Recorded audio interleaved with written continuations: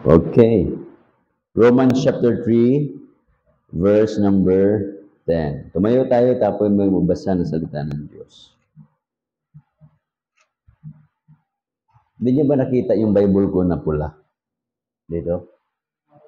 Oh, maroon?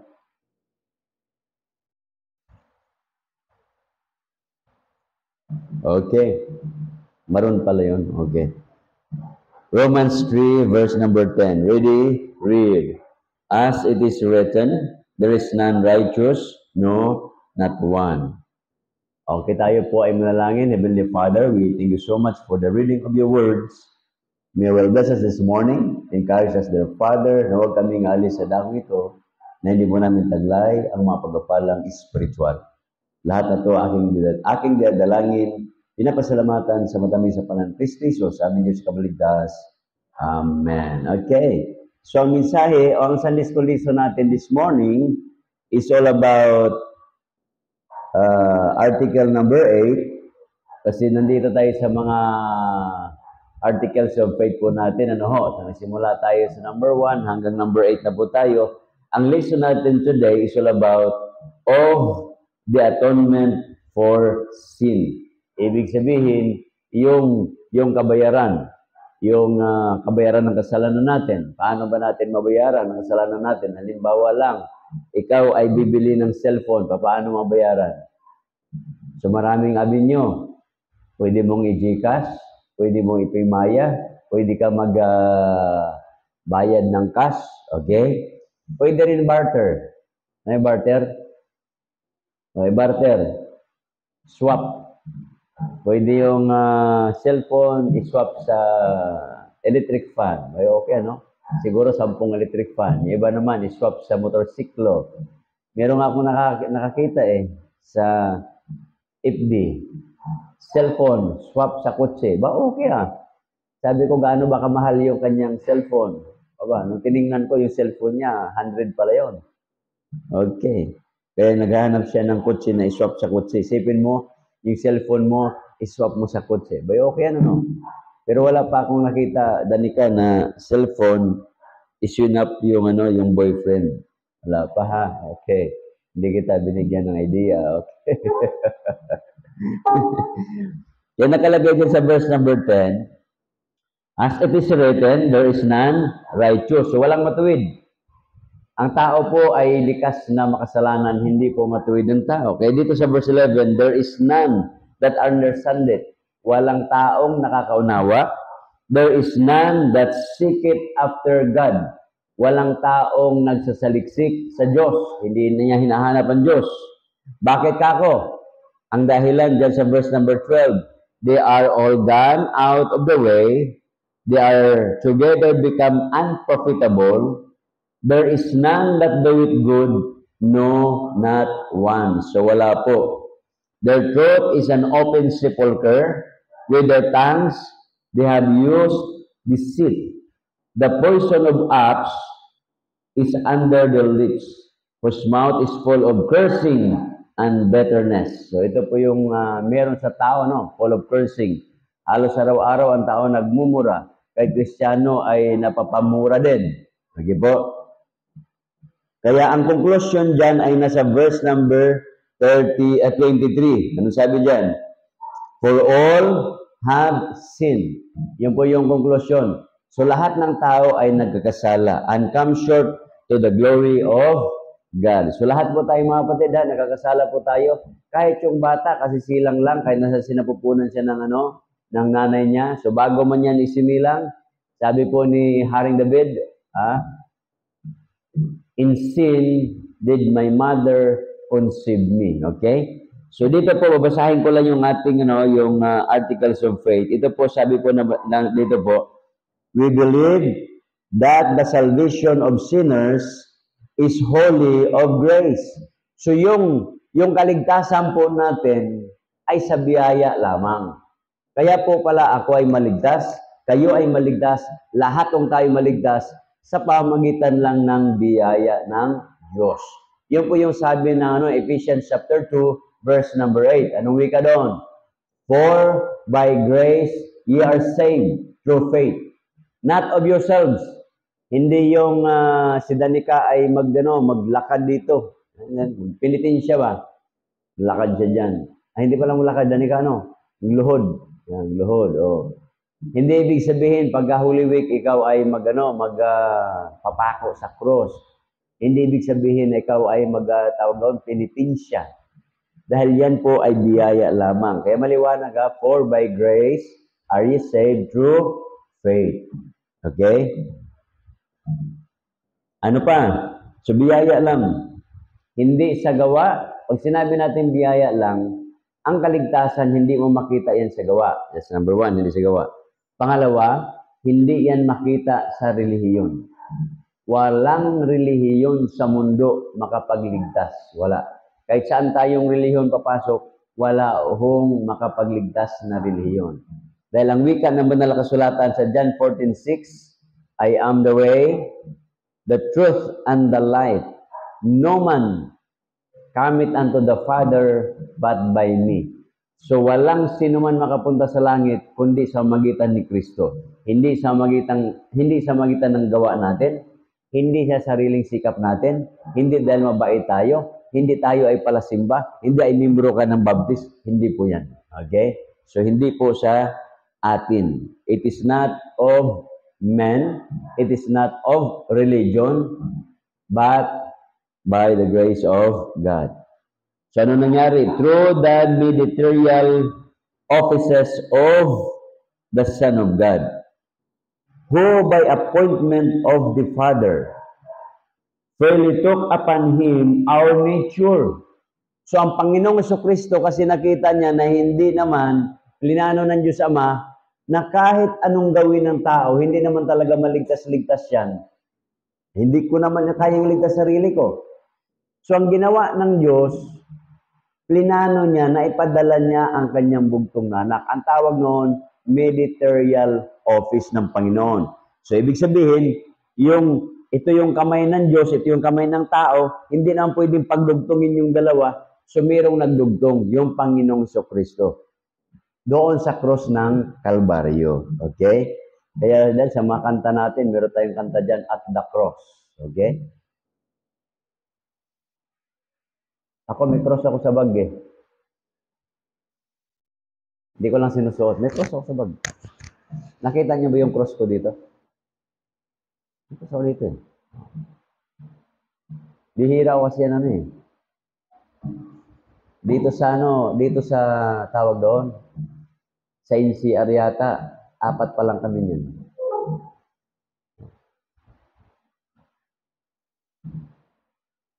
Binigyan kami niyan eh. 4 kami. Pastor Bing, ako, Pastor Maulit, tsaka si Pastor Jameson. 3 na lang pala kami. 3 dito. Ang nagbigay niyan ay taga Pangasinan. Mag-order kaya ako para meron din kayo. Okay? Yan. Ano pa mga kapatid? So, ang ginawa ng Diyos Ama, ipinadala yung anak niya, freely took upon Him our nature. So, ibig sabihin, ang Panginoon Kristo, wala namang kasalanan yan, inako niya lahat ng ating kasalanan. Okay? Para bang ganito, halimbawa, si Danica, Danica, ikaw lagi ang ko ha. Nagano siya, kumain halimbawa sa fast food. Okay kumain sa fast food. Bumili siya na ano bang mahilig mong bilhin doon, Danica? Mahilig yan ng fast food alam niyo na, manok-manok lang naman doon, di ba? Tsaka drinks. Dumating si Frances. Binayaran yung kanyang in-order. Ang tanong, babayaran pa ba ni Danica yung kanyang in-order? Di na, di ba? Kasi binayaran na ng ibang tao. Ibig sabihin, ganun din yun. Yung kasalanan natin, hindi mo na kinakailangan pagbayaran kasi meron na nagbayad, ang Panginoong Jesucristo. Bayad na niya. Okay? So ang tanong, ilang kasalanan ba? So lahat ng kasalanan binayaran ng Panginoon. Pag sinabing lahat, past, present, at saka future na kasalanan natin. Okay, next. Yet, without sin. Ang Panginoon Jesucristo natin, kinuha yung ating kasalanan, and yet, without sin. Walang kasalanan ang ating Panginoon Jesucristo. Although doon sa Mindanao, mayroon pong nagtuturo dyan ng mga preachers ng Panginoon Jesucristo natin ay mayroong dugo mula kay Maria. Tingnan nyo ha.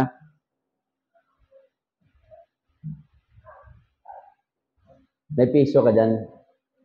May piso. Yan o. Para may illustration. No. Pakita ko sa inyo illustration, ha? Ito. Ito piso to. Huwag niyong tingnan piso ito. Tingnan ninyo halimbawa buto ng mais. Okay? Halimbawa buto ng mais ito. Okay lang ba? Yung buto ng mais, ang tawag niyan ay binhi. Tama? Pag ito ay ilagay ko lang dito, tutubo ba yan? Hindi siya tutubo. Tama? Ilalagay ko siya sa simento, tutubo ba siya? Sa flooring, hindi. Ilalagay ko siya sa bulsa ko. Uy. Nako, akin na to. Nasa bulsa na eh. Cards, akin na to. Nasa bulsa na eh. Oh. Halimbawa lang yung buto ng mais, nilagay ko sa bulsa ko. Sa loob ng 1 linggo, patay na kayong buto na, hindi pa? Hindi. 1 taon na, nasa bulsa ko lang. Patay kaya hindi? Ha? Hindi siya matay. Pero pag nilagay ko dito, may lupa, di ba? May lupa, nilagay ko siya. At pinaarawan ko, diniligan. Tutubo, hindi? Tutubo, okay? Ibig sabihin, yung binhi, naghahanap yan ng tamang lugar, sisidlan, para siya mabuhay. Kasi ang kailangan ng binhi ay water, may soil, may air, at saka mayroong photosynthesis na galing sa araw. So mabubuhay siya. Tama po ba? Yung binhi po ni Maria ay galing po yan sa Holy Spirit. So ibig sabihin, mamimili po ng bahay bata yung Holy Spirit kung saan niya nilagay. Kaso nga lang, may napili siya. Kaya nga nakalagay doon, Hail Mary, o di ba? Full of grace, o the Lord is with thee, o blessed art thou among women. O, yun yung sabi. Tingnan natin ha. Baka kamali ako ng sinabi. Matthew chapter 1.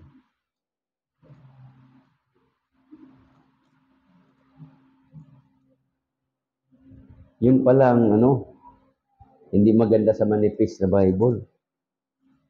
Oh.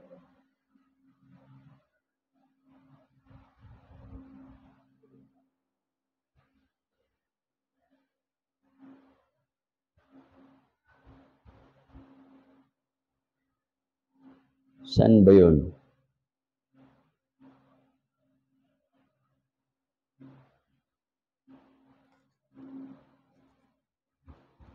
At hanapin natin.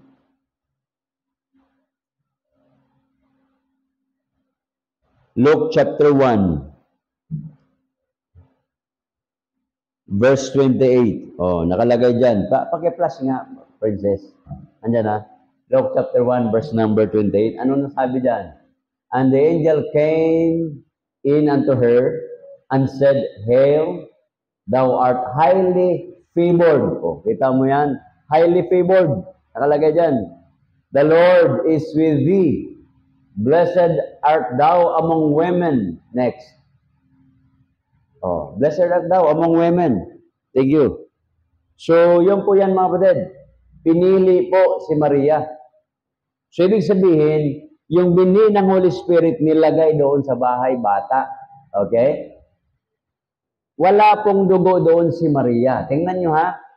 Para lumaki yung bata sa loob, ang kailangan niya hindi blood, kundi minerals, calcium. Kaya di ba kayo mga nanay, pag nagbubuntis kayo, umuuga yung mga ngipin nyo. At maraming mga nanay na uubos yung ngipin. Kasi pag hindi kayo umiinom ng calcium or fruits rich in calcium, yung ngipin po ninyo, calcium yan, kukunin po yan ng bata. Kaya maraming mga nanay, umuuga yung ngipin at hindi lang umuga yung ngipin, nawawala yung ngipin. Kaya kayo pag nagbuntis, kumain kayo ng maraming calcium. Di ba meron na ngayon, mga malunggay na powdered malunggay, so on and so forth. Oh. Yung iba mga gatas para pag nagbubuntis, kailangan nyo yan. Okay? Kaya kita mo yung maraming anak na ng mga babae, wala nang ngipin. Naubos. Oh. Kaya yun, kailangan yun. Kasi nga, lumalaki yung bata, kumakain siya. Kasi milk ang gusto noon eh. Pag kayo ba'y pagkasilang ng anak ninyo, ilang buwan ba yan? Ito, ilang buwan yan pinapa-milk mo? Yung bunso mo, ilang buwan siya nag-breastfeed? 2 taon, no? Isipin mo. Oh. 2 years. Yung iba, 6 months. Yung iba, 3 months lang. Pero at least, nakakonsume sila ng gatas mula sa nanay. Okay? So, ngayon, ang Holy Spirit nung nilagay yung binhi, wala hong dugo si Maria. Kasi nga po, wala namang tinatawag na sexual union. Kasi sa science natin, para mabuntis yung babae, abay may kinalaman yung lalaki. Okay? Na mayroong fertilization. Walang fertilization nangyari . Kaya nga, pinapaniwalaan natin, miraculous birth. Di ba po, mga kapatid? Ginagamit lang natin yung miraculous birth. Halimbawa lang, ay tumanda na si Sarah at saka si Abraham. Miracle baby yon. Sa lingwahe natin ngayon, pag nasa 40s na yung babae at ang lalaki matanda na rin, ginagamit din natin yung ay milagro na lang talaga yan, di ba? So ginamit natin yung term na yon. Pero merong tinatawag na scientific base po yon. Pero yung nangyari sa Panginoon Jesucristo natin, wala pong science doon. Kasi nga, milagro. Ang science ang Panginoon, pag naglakad sa tubig, hindi po yan may paliwanag ng science. Because science says, merong gravitational force. Na pag naglakad ko sa tubig, because of gravity, hihilain ka pa ilalim. Di ba po? Pag nandoon ka sa taas, babagsak ka pababa. Gravity yun eh. So yung science, hindi ipaliwanag. Why? Yun ang tinatawag ng miracle. Okay? Halimbawa, yung tao, patay na. Tapos nabuhay. Milagro yun. Walang may paliwanag ang science doon. Hanggang ngayon, ang science nagtatanong, anong nangyayari pagkatapos ng tao ay mamatay? Sa Biblia, may sagot eh. It is appointed unto men. Ang kamatayan ng tao is by appointment. Kaya minsan sinasabi natin ay kinuha na siya ng Panginoon. Parang mali naman yun. Di ba kayo? Tayo lahat, di ba? Ginagamit natin ay kinuha na. Oh. Nasaan ang pastor nyo? Ay, kinuha na ng Panginoon. Pambihira, no? Ang sunod na tanong, paano siya kinuha? Namatay. Ang tanong doon, ang Diyos ba mamatay? Hindi naman eh. God is a giver of life. Kaya nga ang sagot doon, it is appointed. So yun yung appointment day mo. Nakukunin ka ng Panginoon. Oh. Merong tao, maiksi lang ang buhay. Merong tao, mahabang buhay. Kita nyo, merong tao, nahulog na sa 30th floor, pagdating sa baba, buhay. Samantala, yung ibang tao na dulas lang, patay. Oh, appointment niya yun eh. Kaya yung COVID, hindi ako gaano takot eh. Maraming mga pastor, hindi takot sa COVID.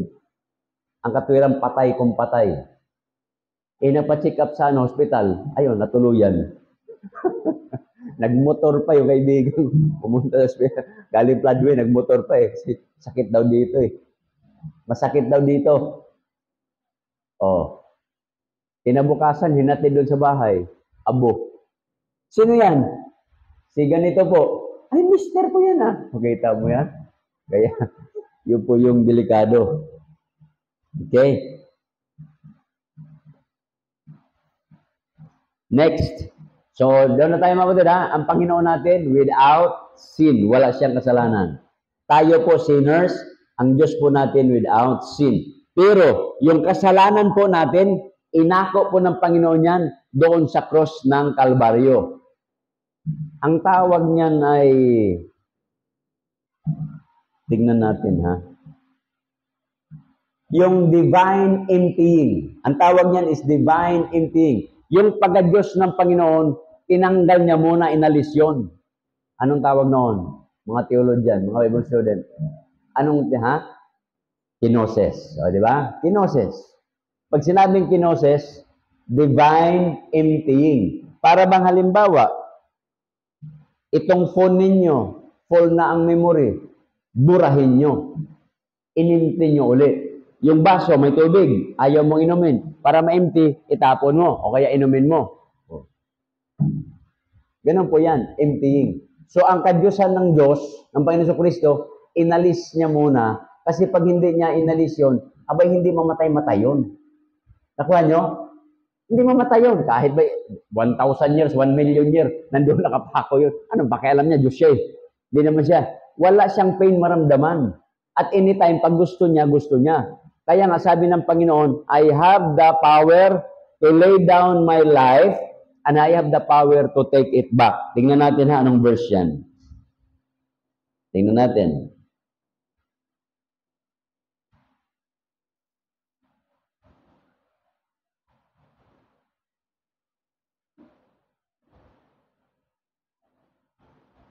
Take it back. Okay?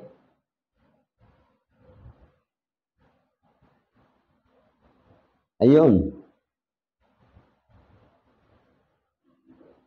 Ay, iba to. Power. Let him come down to take it away. Okay, hindi to.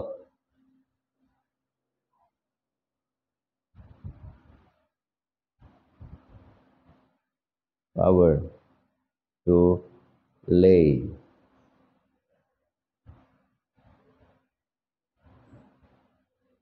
Okay, John 10:18. Princess, nandiyan na?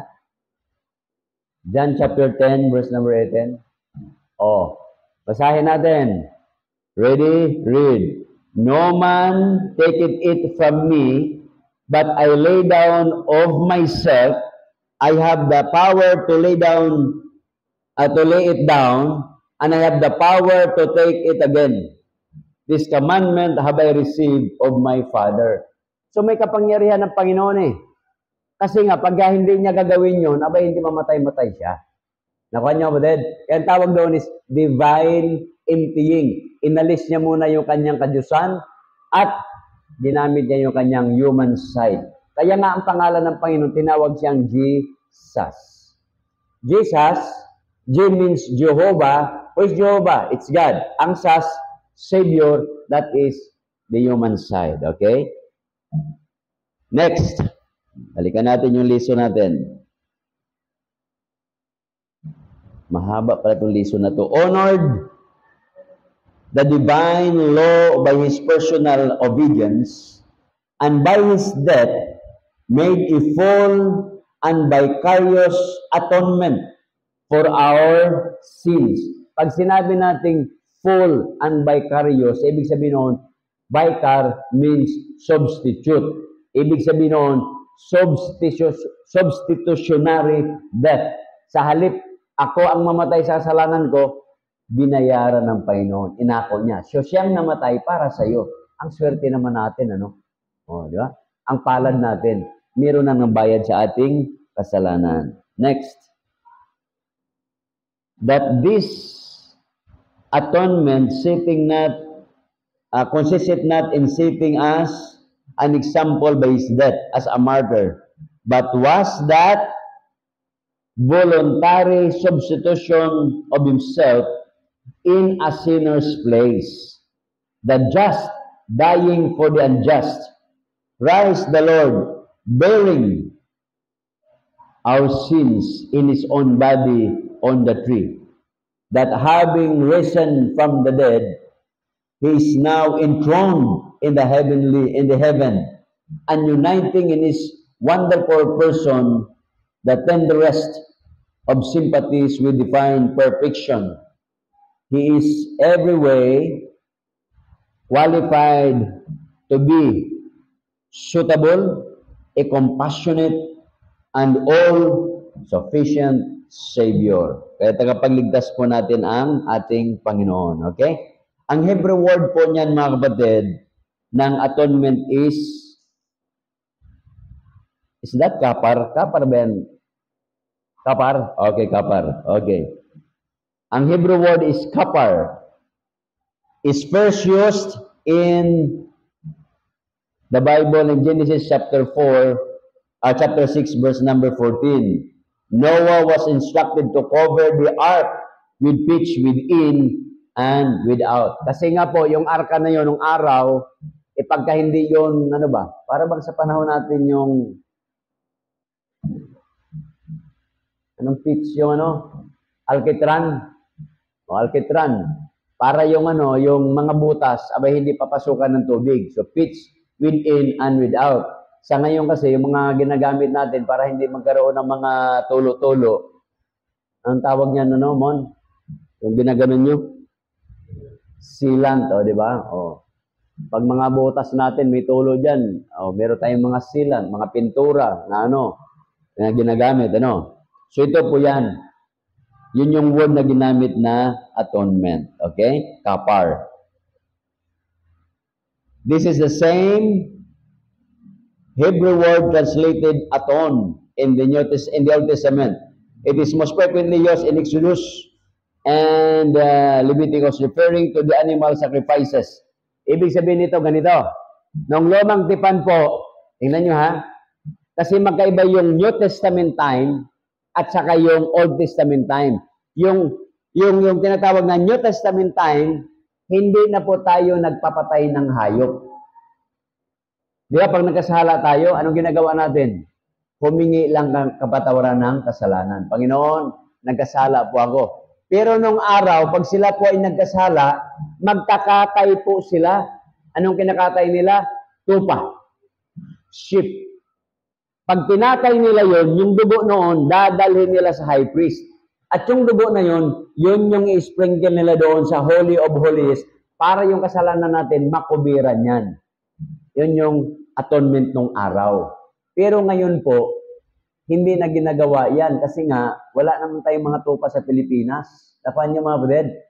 Kung yung gagamitin pa yung Old Testament na ceremonial law, pambihira yan. Napakatagal ng proseso niyan. Kaya ang ginagawa natin, ang ginawa ng Panginoon, final sacrifice siya. Tingnan nyo ha, yung Old Testament time, tinitingnan nila yung Panginoong Kristo na namatay sa krus ng Kalbaryo, kaya ang ginagawa nila, nagkakatay sila ng tupa. Kasi yung dugo ng tupa na yun yung magkukover, mag-aton sa kanilang kasalanan. Ngayon naman tayo, mga New Testament time, tayo naman ay titingin pabalik doon sa cross, 2,000 years ago. Okay? Na yung dugo ng Panginoon, yun yung nakapaglinis sa atin. Kaya, for there is no shedding of blood, there is no remission of sin. Kaya yung dugo ng Panginoon, yun po yun. Naibo sa krus ng Kalbaryo, yun po yung naglinis sa atin. Okay? So, atonement, Christ has provided is full and unlimited. Okay, tingnan natin. Tatapusin natin to for 5 minutes.